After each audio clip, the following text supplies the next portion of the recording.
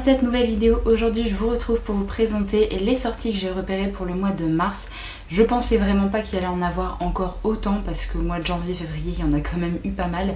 Et là au mois de mars, j'en ai repéré quand même beaucoup, donc la vidéo risque d'être un peu longue. Comme d'habitude, si jamais c'est une suite, je vous mettrai le résumé du premier tome à chaque fois sur l'écran. Et sinon, rien d'autre à dire, on va y aller parce qu'il y a quand même beaucoup de titres à vous présenter. On commence directement le 1er mars, j'ai pu repérer déjà pas mal de titres, notamment une sortie de chez Casterman qui est Drugs de Neil et Jarrod Shusterman. Là, on nous dit qu'à la suite d'une blessure qui compromet ses chances d'intégrer un cursus sportif, Isaac accepte des antidouleurs pour guérir plus vite. Sa sœur Ivy rechigne à prendre un médicament censé réguler ses troubles de l'attention, mais finit par s'y résoudre. Ignore qu'ils sont l'enjeu d'un pari machiavélique entre Roxy et Addison, deux drogues personnifiées. Voilà, je n'ai jamais lu en fait les titres que Neil Shusterman a coécrit avec son fils, si j'ai pas de bêtises. Mais voilà, pourquoi pas, je crois que c'est un one-shot, il me semble, et ça sort du coup chez Casterman. Ensuite, on a un roman qui va sortir chez Hauteville, et je crois que c'est marqué techniquement comme un tome 2, sauf que ça a l'air d'être une série où vous pouvez lire quand même les titres indépendamment, vu que c'est des titres historiques, je pense pas qu'il y ait vraiment de lien entre les tomes. Là donc c'est La marchande d'antiquités de Venise de Philippa Gregory, et du coup ce serait la suite à La sorcière de Silcy, enfin j'ai vu ça comme ça. On nous dit qu'on est à la veille du solstice d'été en 1670. Sur les quais brumeux de Londres, Alinor a rendez-vous avec James Summer, l'homme qui l'a abandonné 20 ans auparavant. Lucy veut récupérer la seule chose qu'il ne peut obtenir avec sa fortune, leur fils Rob, qui est né de leur amour. Arrivée d'Olivia, une jeune veuve bien trop charmante vient semer le trouble. Elle affirme être la belle-fille d'Alinor et que Rob serait mort noyé à Venise. Alinor ne croit pas un mot de ce qu'avance cette prétendue marchande d'antiquités. Pour elle, cela ne fait aucun doute, son fils est vivant et Livia cache bien des secrets. Mais comment le prouver ? Angleterre 1670, une époque périlleuse pour toute femme indépendante. Voilà, moi j'ai toujours pas lu La sorcière de Silcy, donc forcément je vais pas me jeter dessus pour l'instant, mais j'aime vraiment beaucoup la couve là également de ce tome 2. Alors ensuite j'ai pu repérer des sorties poche, notamment Nevernight le tome 2 qui va sortir en poche chez J'ai lu si je dis pas de bêtises. Je vous remettrai sur l'écran le résumé du premier tome si jamais vous ne connaissez pas cette saga. Je crois que le tome 3 doit sortir également cette année, donc comme ça tous les tomes seront dispo en poche. Ensuite j'ai pu repérer La chasseuse et l'alchimiste de Alison Saft, qui va sortir du coup chez Big Bang. Là il va y avoir une édition hardback, je n'ai pas vu d'autres éditions, je crois que c'est la seule édition qui va sortir pour ce livre là. On nous dit, le légendaire Hala, créature mythique, a fait son apparition et une grande chasse va s'organiser. Margaret en est sûre, si elle remporte cette chasse, sa mère Evelyn rentrera enfin à la maison. Même si elle n'a pas son pareil avec un fusil, Margaret doit trouver un alchimiste comme partenaire, c'est la règle. Il n'est pas un alchimiste, du moins pas encore, il a été congédié par tous ses maîtres et Evelyn représentait sa dernière chance. Quand il arrive au manoir, Margaret accepte qu'il reste à une condition, qu'il l'accompagne à la chasse. Bien qu'il forme une équipe improbable, Wes admire cette fille qui a survécu seule dans cette maison branlante remplie de fantômes et de chagrins, et quand bien même Wes sème le chaos dans sa vie bien ordonnée, Garrett comprend vite qu'il sait lui aussi ce que c'est que d'être un paria. Alors que la chasse approche, ils vont découvrir une magie noire susceptible de leur offrir la victoire à condition de réussir à survivre jusque-là. Je crois que c'est un one-shot, si je dis pas de bêtises, c'est pas marqué en tout cas que c'est un tome 1. J'aime plutôt bien la couverture. Ils ont fait un travail assez chouette au niveau des tranches également. Les tranches sont bleues, il y a une sorte de créature également sur la tranche, donc vraiment très très joli. Donc voilà pour la sortie du coup de ce titre. Alors ensuite je vais passer assez rapidement parce qu'il y a deux sorties de suite qui vont sortir également. Le premier, notamment le tome 5 de Charakai de Bradley P. Beaulieu. Je vous mettrai sur l'écran le résumé du premier tome si jamais vous ne connaissez pas cette saga de fantasy orientale. Moi c'est une saga que j'adore, donc j'attends ce tome 5 avec vraiment beaucoup d'impatience. Ensuite il y a également le tome 4 de la série Le Dévoreur de Soleil, donc de Christopher Ruoccio. C'est une série pareil que j'aimerais bien relire. Moi j'avais uniquement lu le premier tome qui avait été très sympa, et du coup là il y a déjà le tome 4 de sortie en français. Mais du coup j'ai suivi un petit peu ce que Rémi disait sur Instagram, donc du compte L'Encre de la Magie. Il disait que l'auteur apparemment va avoir son dernier tome qui est un peu repoussé je crois au niveau de la sortie, donc ça va pas sortir tout de suite. Donc on a le temps encore de voir venir pour le 6e et dernier tome, je crois qu'il va sortir en VO. Donc j'ai le temps quand même d'avancer dans cette saga, mais c'est vraiment un titre, c'est vraiment une saga qui me hype beaucoup et j'ai très hâte de la continuer en tout cas. Et j'aime beaucoup les couvertures à chaque fois qu'ils font pour cette saga. Et enfin le dernier titre qui va sortir le 1er mars, c'est un titre franchement que je trouve vraiment magnifique. Si jamais vous n'avez pas vu la petite vidéo sur Insta des éditions Brajlon, n'hésitez pas à aller voir un peu la présentation de ce livre parce que je le trouve vraiment très beau. Il va sortir en édition brochée, en édition reliée aussi, et l'édition reliée est vraiment magnifique. Elle coûte un certain prix, mais voilà, je trouve que pour le prix, vraiment là, ils ont fait un très bon travail. C'est Le Pont des Tempêtes de Daniel L. Jensen, donc c'est le premier tome d'une saga ici. On nous dit, entraînée aux arts de la guerre, de l'espionnage et de la séduction, Lara est l'arme secrète de son père, le roi de Maridrina. De certitude guide ses pas, le roi Aren d'Itikana est son ennemi juré, elle qu'il revient de le mettre à genoux. Dans ce monde ravagé par des tempêtes sauvages, le pont qui parcourt Itikana est la seule voie commerciale, et Itikana abuse de ce pouvoir pour s'enrichir aux dépens de ses voisins exsangues. Sous prétexte d'honorer un traité de paix, Lara doit épouser le roi Aren, facturer les défenses de ce pont imprenable. Mais alors qu'elle apprend à connaître ce lieu dangereux et envoûtant, un Éden luxuriant cerné par des mers tumultueuses, ainsi que l'homme qui le gouverne, elle remet en question tout ce qu'elle pensait savoir. Lara va devoir choisir son propre destin, sera-t-elle une tueuse de roi ou la sauveuse d'un peuple? Voilà, je trouve vraiment que le résumé donne assez envie et je pense que je vais craquer parce que vraiment je trouve l'édition magnifique et en plus de ça j'ai vraiment vu de bons avis quand elle était sortie en VO. On va passer au 2 mars et là j'ai pu repérer 3 petites choses. Une première sortie poche qui est Le Souffle des rêves de Clarisse Sabar. J'étais vraiment contente de voir qu'il allait sortir en poche et après j'ai vu qu'il sortait pas chez Charleston, qu'il sortait chez Pocket. J'aime pas du tout la couverture, donc je suis beaucoup moins hypée pour la sortie poche. Là, on nous dit entre gangsters et prohibition, les Irlandais débarquent à New York. New York 1987. Entre son emploi de chroniqueuse musicale et les pressions de son mari pour avoir un enfant, Abigail suffoque. Pourquoi ne pas faire un tour en Irlande, le pays de sa grand-mère décédée quelques mois plus tôt, celui de sa mère aussi, une comédienne qui ne l'a pas élevée. Là-bas, à Cork, Abby fait bientôt la découverte d'un lot de cassettes audio enregistrées naguère par Granny. La vieille dame y raconte son passé méconnu, trouble, son arrivée à New York en 1910, la prohibition, la guerre des gangs, et en filigrane ce qui unit ces 3 femmes d'un même sang, un seul et même rêve et qui souffle encore. Voilà, moi je fais absolument confiance à Clarisse Sabar à chaque fois pour ses titres parce que j'adore sa plume. Donc voilà, si jamais vous attendez la petite sortie poche, du coup ça sort le 2. Alors ensuite je pense que vous avez dû voir passer sur les réseaux sociaux qu'il va y avoir la sortie, je crois quasiment simultanée avec la sortie VO de Un jour de nuit tombée de Samantha Shannon, qui est la préquelle du coup du prieuré de l'Oranger. C'est également une énorme briquette, je sais pas combien il fait, je sais pas si c'est marqué. Je crois qu'il va faire quasiment 1000 pages aussi celui-là, il est extrêmement gros.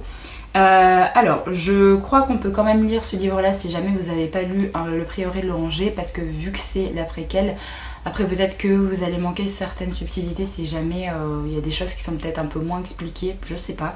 Mais en tout cas, c'est une préquelle, donc normalement, il me semble qu'on ne suit pas les mêmes personnages en plus que dans Le prieuré de l'Oranger. Donc là, on nous dit...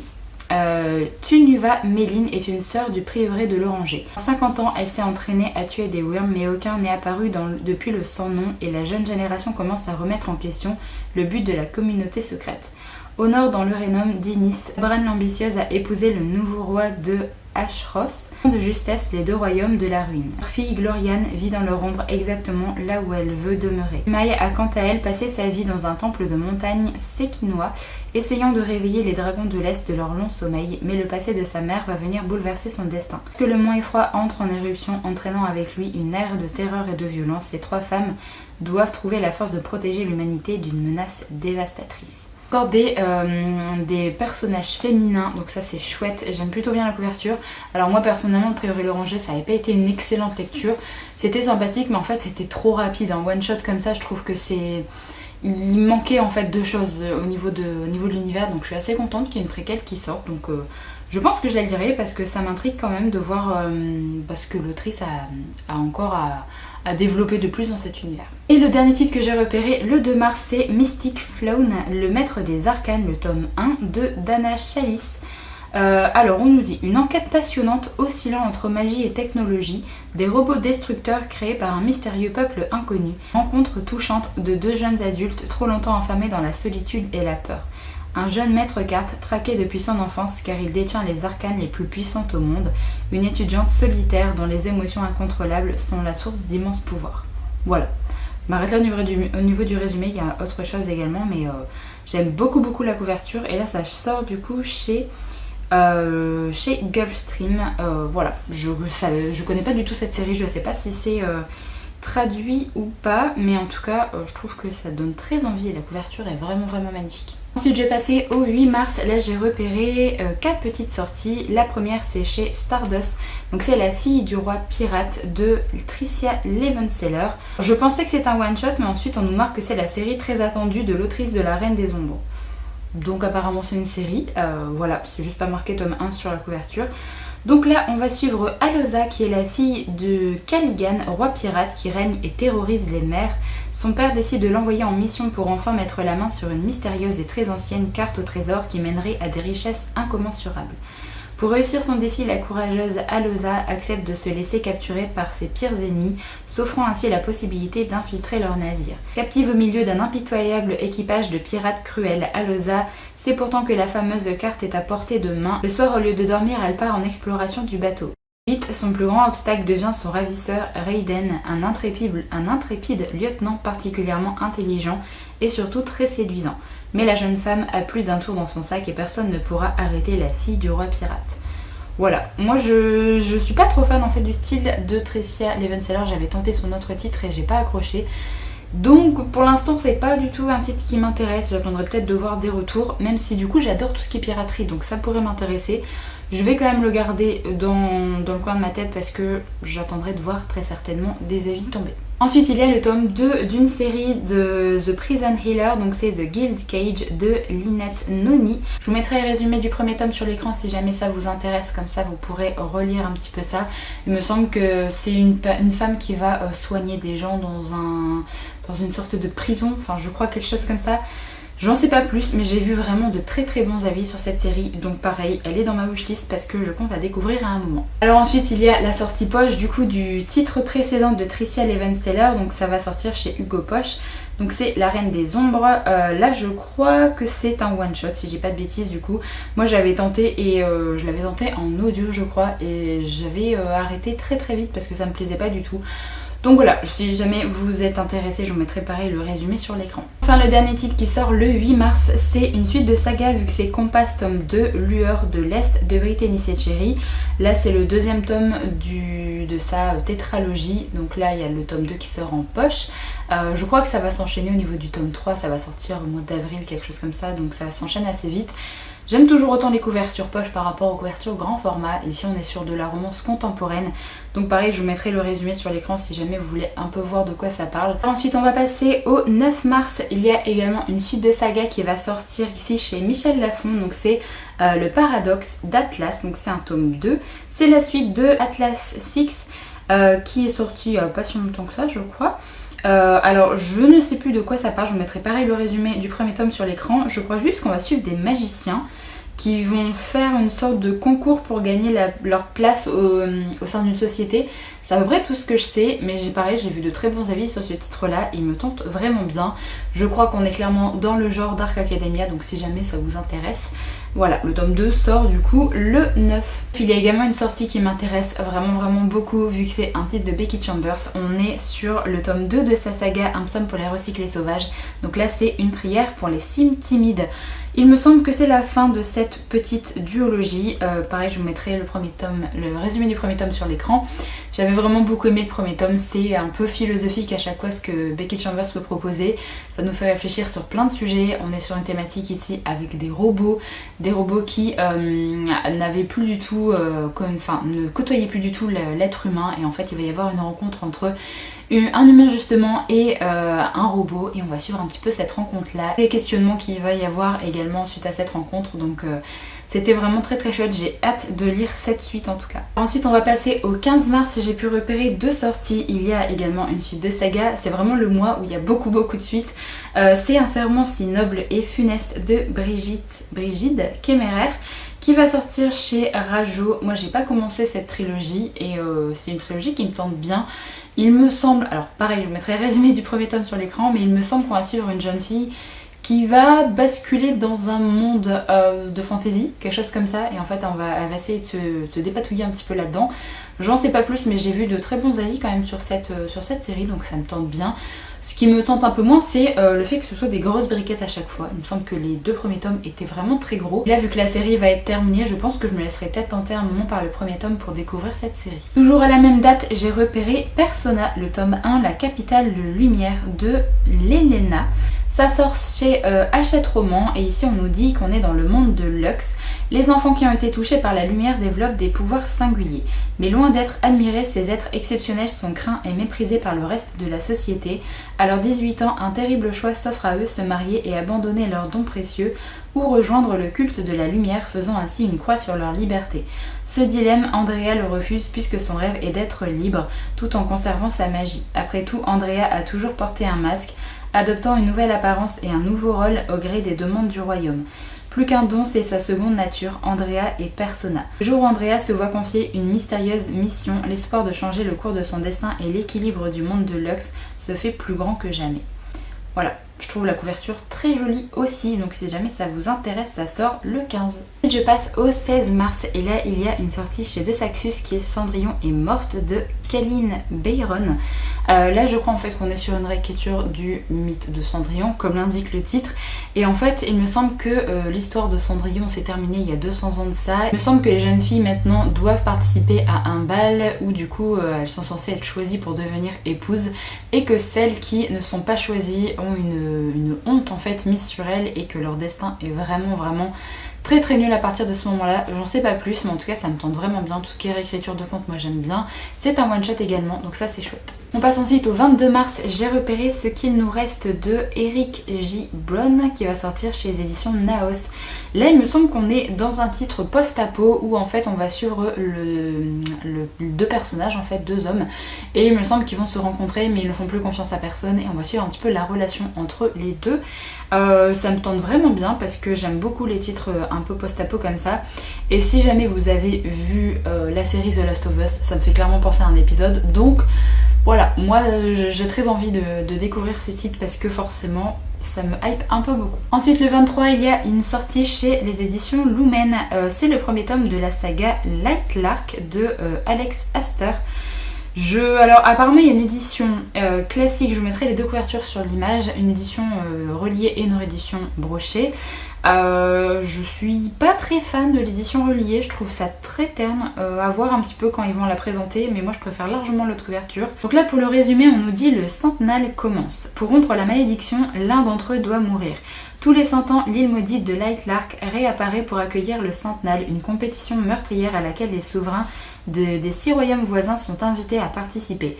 Invités ou plutôt contraints, car c'est là leur seule et unique chance de briser la malédiction qui s'est abattue sur leurs peuples respectifs depuis près de 5 siècles, corrompant irrémédiablement leur pouvoir. Chacun des 6 adversaires a quelque chose à cacher, d'autant que pour dissiper le sortilège, tous le savent, l'un d'entre eux doit forcément mourir. Je m'arrête là pour le résumé. Le résumé de Lumen est encore beaucoup plus grand. Je tenterai d'avoir un petit peu des avis. C'est pas un titre qui me hype plus que ça. Donc voilà, je vous présente si jamais ça vous intéresse. Ensuite, j'ai repéré également le 23 mars, c'est la sortie de The Runway, le tome 1 de Domi et Nokdu. Alors c'est un graphique, c'est le seul que je vais vous présenter dans la vidéo parce qu'il y en a beaucoup d'autres qui sortent également au mois de mars. Mais celui-là, je voulais vous le présenter parce que c'est un titre que j'ai commencé à lire sur l'application Webtoon. Et vraiment, je le trouve vraiment très chouette, et là ça va sortir alors je pensais que c'était en édition un peu manhwa comme pour plein d'autres webtoons. Là j'ai vu qu'il sortait au même prix quasiment qu'un manga, donc je sais pas trop comment ça va se passer, si ça va être un format beaucoup plus petit comme un manga ou pas. J'attendrai de voir ça en librairie, mais en tout cas je pense que je me le prendrai parce que j'aime beaucoup cette série. Le début était très prometteur, c'était assez marrant. Et j'ai hâte de voir un petit peu la suite de l'histoire parce que je m'étais arrêtée dans Webtoon, donc forcément j'ai encore plein de choses à rattraper. Alors ensuite on va passer au 28 mars. Là j'ai repéré un titre qui va sortir chez les éditions Charleston qui est Les Secrets de Silvermoor de Tracy Rees. On est en Angleterre en 1899. On dit dans le Yorkshire au tournant du siècle, dans un quotidien dominé par les dures journées de labeur au cœur des mines de charbon, alors en pleine expansion, grandissent 2 enfants que rien ne destinait à se rencontrer. Green grandit sur les terres de Lord Barridge, tandis que la famille de Joséphine Westgate est au service de Lord Sage Week à Silvermoor. Malgré la rivalité qui divise les deux villages, une solide amitié naît entre les deux enfants, bientôt renforcée par un quotidien commun à la mine. En effet, si Tommy partage dès 14 ans le quotidien de tous les garçons de la région, envoyés creuser les entrailles de la terre, Josie les rejoint bientôt, travesti en garçon par sa famille. Ensemble, ils décident d'échapper à une sombre destinée et s'enfuient à travers la campagne, décidés à rejoindre Silvermoor pour supplier les Sage Week de leur venir en aide. Mais en arrivant au manoir, les deux amis vont découvrir les secrets enfouis de cette famille et pénétrer dans un monde qui leur était jusqu'ici interdit. Ça me tente plutôt bien et j'aime beaucoup la couverture au niveau du grand format, donc voilà, je n'ai jamais eu cette autrice moi, donc au moins ce serait une découverte également. Alors ensuite on passe au 29 mars, il y a la sortie de pas mal de titres en version poche, notamment Le Chant des Ronces et King of Scars de Libar Hugo. Tous les deux vont sortir en poche.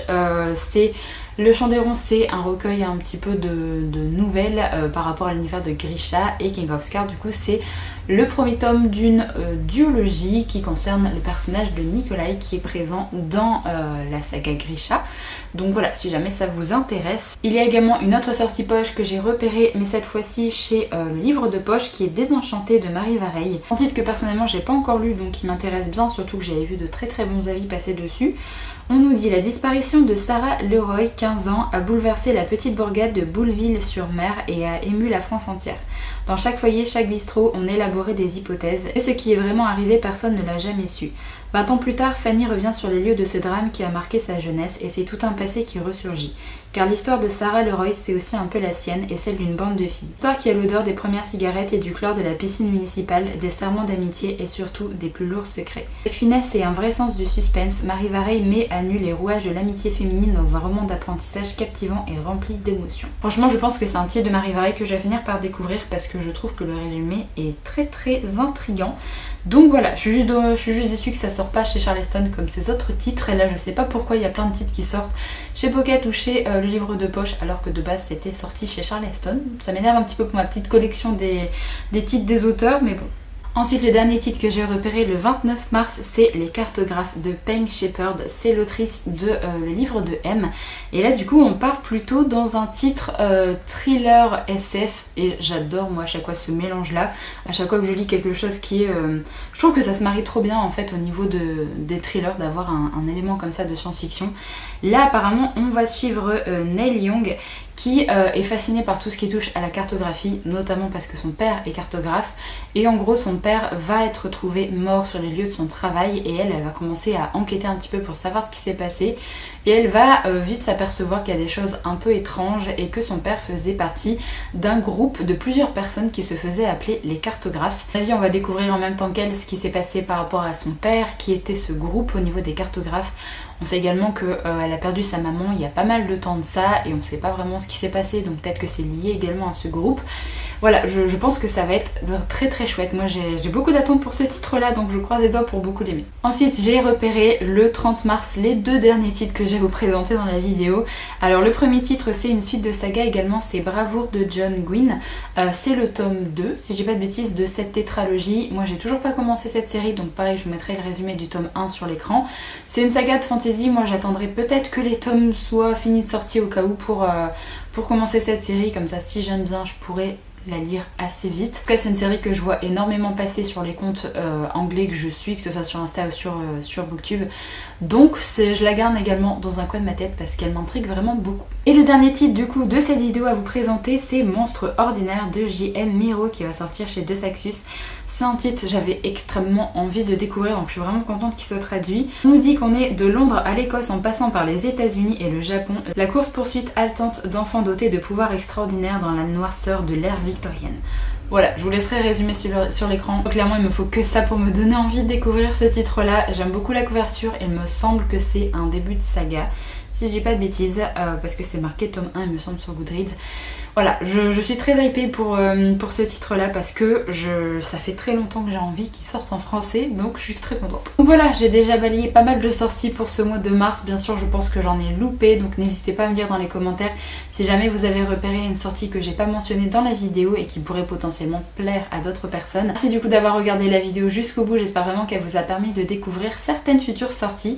Moi je vous retrouve très bientôt dans une prochaine, donc en attendant, prenez soin de vous.